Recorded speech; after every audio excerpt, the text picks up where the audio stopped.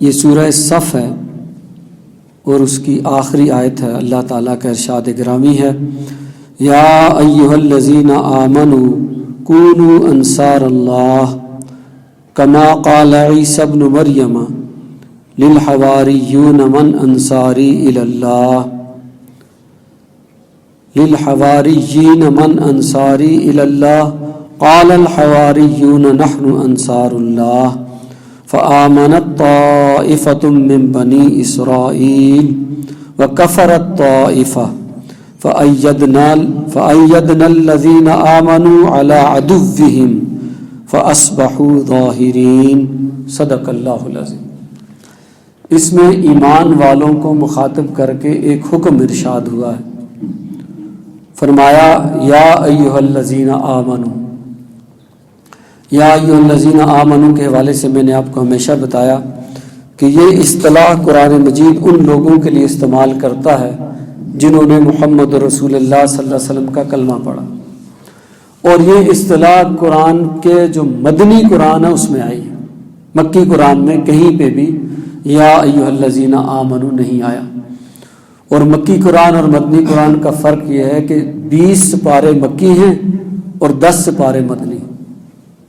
تو یا ایھا الذین آمنوا سے جب بھی مخاطبہ ہوگا تو آپ سے اور مجھ سے مخاطبہ ہے، ڈائریکٹ، براہ راست۔ تو کہا گیا کہ یا ایھا الذین آمنوا کونوا انصار اللہ، اے ایمان والو، اے محمد رسول اللہ صلی اللہ علیہ وسلم کا کلمہ پڑھنے والو، اللہ کے مددگار بن جاؤ۔ نصرت ہم کہتے ہیں اردو میں بھی مدد کرنا، ناصر مددگار کو کہا جاتا ہے، اور وہ مددگار جو کسی اوکھے وقت میں، کسی مشکل وقت میں مدد کے لیے آئے اس کو ناصر کہتے ہیں۔ اسی سے لفظ نصیر بھی ہے، وہ شخص جو خود بھی مدد کو آئے، طاقت کے ساتھ، قوت کے ساتھ، اپنا مال بھی لے کے آئے، اس کو نصیر کہتے ہیں۔ تو یا ایھا الذین آمنوا کونوا انصار اللہ کا مطلب یہ ہے کہ اللہ کا جو کام ہے، اللہ کا جو دین ہے، اللہ کا یہ جو مشن ہے، یہ اس کو تمہاری مدد کی ضرورت ہے، تمہاری قوت کی بھی ضرورت ہے۔ یہ مشکل حالات میں ہے تو تم اس کے سے الگ ہو کے نہ بیٹھے رہنا، کہیں ایسا نہ ہو کہ اللہ کا دین مشکل میں ہو اور تم اپنے کام میں لگے رہو۔ ہم تمہیں حکم دیتے ہیں کونوا انصار اللہ، یہ اللہ کا کام ہے جس کو پورا کرنے کے لیے اس نے تمہیں مبعوث کیا ہے۔ ویسے تو اللہ العزیز ہے، اس کو تو کسی کی حاجت نہیں ہے، کسی کی ضرورت نہیں ہے، لیکن اس نے یہ کام تمہاری آزمائش کے لیے، تمہارے امتحان کے لیے تمہارے ذمہ لگایا۔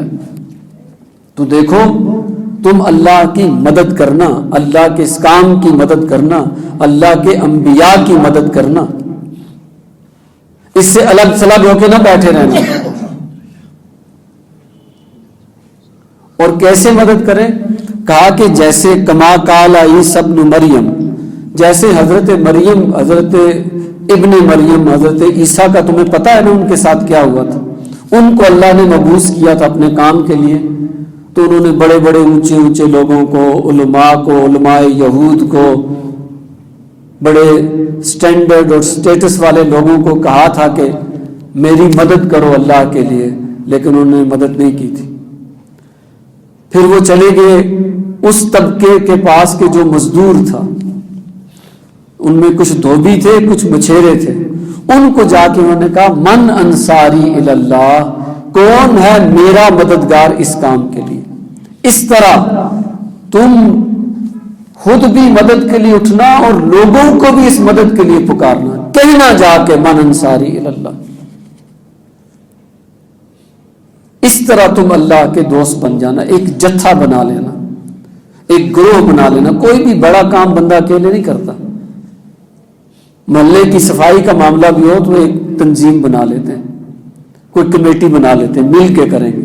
یہ اتنا بڑا کام اللہ کی مدد کا، تو اس کے لیے جا کے لوگوں کو پکارو، اپنے ساتھ بلاؤ کہ مجھے یہ بات سمجھ آ گئی ہے کہ اللہ مدد کے لیے پکار رہا ہے، میں اس مدد کے لیے کھڑا ہوا ہوں، تم میرے ساتھ آ کے مل جاؤ. کون ہے میرا مددگار اللہ کے اس کام میں؟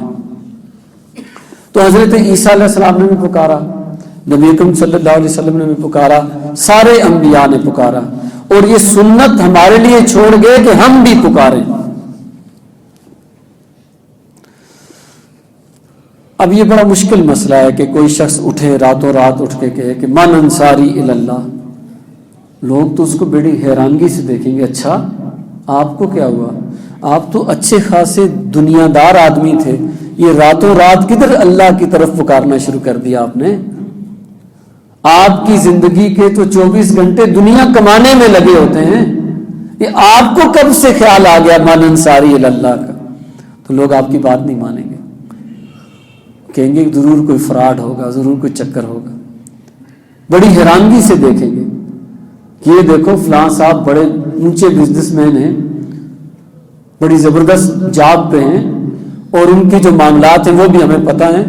تو آج یہ پکار رہے ہیں من انصاری اللہ، آج یہ اللہ کے دین کے ٹھیکیدار بن کے کھڑے ہو گئے. تو لوگ یقین نہیں کریں گے، ہو سکتا ہے مذاق اڑائیں، اور ہو سکتا ہے کہ وہ آپ کی پچھلی جو زندگی ہے اس کو دیکھ کے یقین ہی نہ کریں کہ یہ کام ایسے ہے. تو یہ پکار لگانا انبیاء کا تو کام یہ ہے نا. نبی اکرم صلی اللہ علیہ وسلم نے، حضرت عیسیٰ علیہ السلام نے کوئی وقت بھی اپنی معاش کے لیے نہیں لگایا. آپ کو پتا ہے کہ نبوت آنے سے پہلے نبی اکرم صلی اللہ علیہ وسلم ابو طالب کی مدد کے لیے، ان کے چچا تھے، ان کی مدد کے لیے، غریب آدمی تھے، ان کے گھر رہتے تھے، وہ ان کے پالنے والے تھے، تو بکریاں چرایا کرتے تھے تاکہ حصہ بٹائیں گھر کی آمدنی میں. لیکن جب سے جبریل آئے ہیں اور انہوں نے بتایا کہ آپ نے لوگوں کے تک اللہ کا یہ پیغام پہنچانا، آپ تو نبی ہیں، اس کے بعد سے آپ نے کبھی معاش کا کوئی کام نہیں کیا. انبیاء کا کام ہی ایسے. لیکن ہمارا معاملہ تو اور ہے نا، ہم 8 گھنٹے 10 گھنٹے 12 گھنٹے 6 گھنٹے معاش کا کام کرتے ہیں، اس کے بعد بھی دنیا میں لگے رہتے ہیں. تو جس کو آپ جا کے کہیں گے نا من انصاری اللہ، وہ آپ کی زندگی کا رخ دیکھے گا، کہے گا کہ بڑی تبدیلی آ گئی ہے. جس دن آپ پکاریں گے وہ سال 6 مہینے انتظار کرے گا کہ دیکھیں واقعی تبدیلی آئی ہے کہ نہیں آئی ہے، یہ اللہ کے دین کے کام میں لگے کہ نہیں لگے. تو جب آپ نے واقعی صدق کے دل سے پکارا ہو اور آپ واقعی اللہ کے دین کے کام میں لگ گئے ہوں، تو اگلے 6 مہینے، سال 2 سال پتہ چل جائے گا کہ ہاں ان کی روش تو بدل گئی ہے، ان کی زندگی میں تو انقلاب آ گیا، یہ تو تبدیل ہو گئی. اب تو زیادہ وقت ان کا اللہ کے دین کی محنت میں لگ رہا ہے. یہ اللہ کے بندوں کو اللہ کے ساتھ جوڑنے کے کام میں لگ گئے.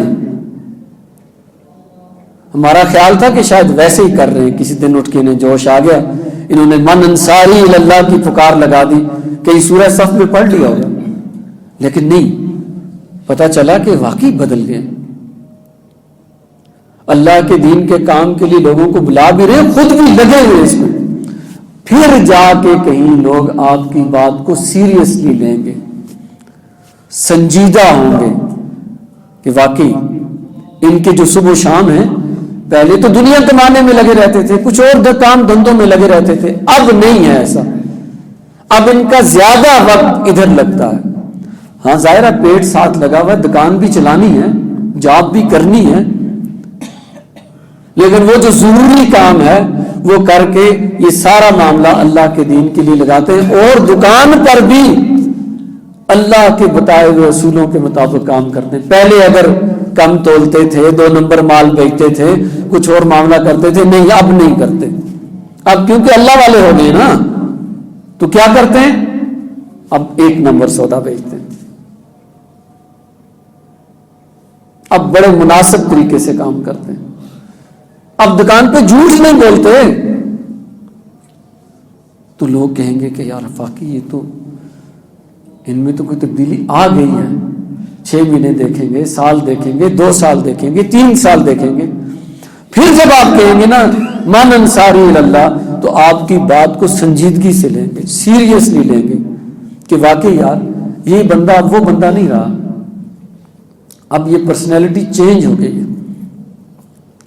تو یہ جو قرآن مجید کہتا ہے کہ یا ایھا الذین آمنوا، اے ایمان والو، کونوا انصار اللہ، اب اللہ کے مددگار بن جاؤ، اور حضرت عیسیٰ علیہ السلام کی طرح جا کے من انصاری اللہ کی پکار لگاؤ۔ تو بھائی یہ پکار لگانے کے لیے، اس میں سنجیدگی اختیار کرنے کے لیے تو آپ کو پوری زندگی بدلنی پڑے گی۔ یہ کوئی ایک دن پکار لگانے کا کام تو نہیں ہے۔ یہ تو لوگ آپ کو سکین کریں گے، آپ پر نگاہیں فوکس کر لیں گے کہ یہ کیا ہوا،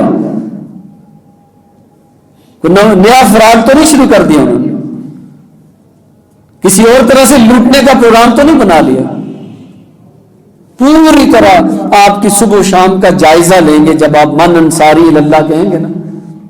پہلے اگر آپ کو اگنور کر دیتے تھے، آپ کے معمولات کا خیال نہیں رکھتے تھے، اب دیکھیں گے کہ انہوں نے تو اللہ کے دین کا وہ نمائندہ ہونے کا ٹھیکہ اٹھا لیا۔ یہ تو کہتے ہیں کہ میں اللہ کے کام میں لگ گیا ہوں، آؤ میری مدد کرو۔ اچھا، پھر تو بہت غور سے دیکھیں گے۔ جب ثابت ہو جائے گا کہ واقعی آپ اللہ والے بن رہے ہیں، تو پھر چند لوگ آپ کی مدد کے لیے ضرور آئیں گے۔ یہ جو آیت ہے اس میں زندگی بدلنے کا پروگرام ہے۔ نبی یہ پکار لگایا کرتے تھے۔ اگر آپ نے نبی والے طریقے پہ چلنا تو نبی والے کام کا آپ کے اندر پرتو ہونا چاہیے۔ نبی تو نہیں بن سکتے ہم، لیکن ان کا رخ اختیار کر سکتے۔ اس کا رخ ادھر ہے جہاں حضرت عیسیٰ کا رخ تھا، اس کا رخ ادھر ہے جہاں محمد الرسول اللہ صلی اللہ علیہ وسلم کا رخ تھا۔ تب جا کے یہ پکار، اس پہ کوئی توجہ دے گا، اس کو سیریسلی لے گا، اس کو سنجیدہ پکار سمجھے گا۔ ہاں اگر زندگی بدلی ہی نہیں ہے، ویسے ہی خام کا اٹھ کے پکاریں لگا رہے ہیں، عمل میں کوئی تبدیلی نہیں آئے، وقت سارا دنیا میں لگ رہا ہے، تو پھر اس پکار کو سچا کون سمجھے گا؟ سارے جھوٹا سمجھیں گے اس کو۔ اللہ سے دعا ہے کہ وہ ہمیں قرآن مجید کو سمجھنے اور اس پر عمل کرنے کی توفیق عطا فرمائے۔ اقول قولی ھذا واستغفر اللہ لی ولکم ولسائر المسلمین والمسلمات۔